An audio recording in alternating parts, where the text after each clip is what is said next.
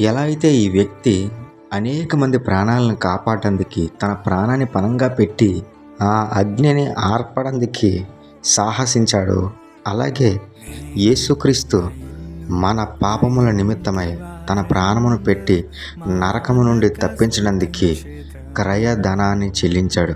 తన ప్రాణాన్ని మన కొరకు ధారబోశాడు.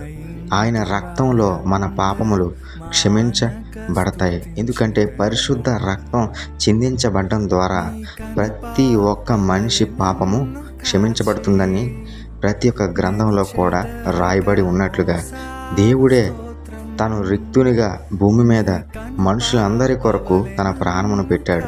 ఎవరైతే అంగీకరిస్తారో వారు రక్షణ పొందుతారు. నీ కొరకు నా కొరకు ఈ భూమి మీద ప్రాణం పెట్టేవారు ఎవరైనా ఉన్నారా? కానీ యేసయ్య మన కోసం ప్రాణం పెట్టాడు. ఆయన నిన్ను ప్రేమిస్తూ ఉన్నాడు.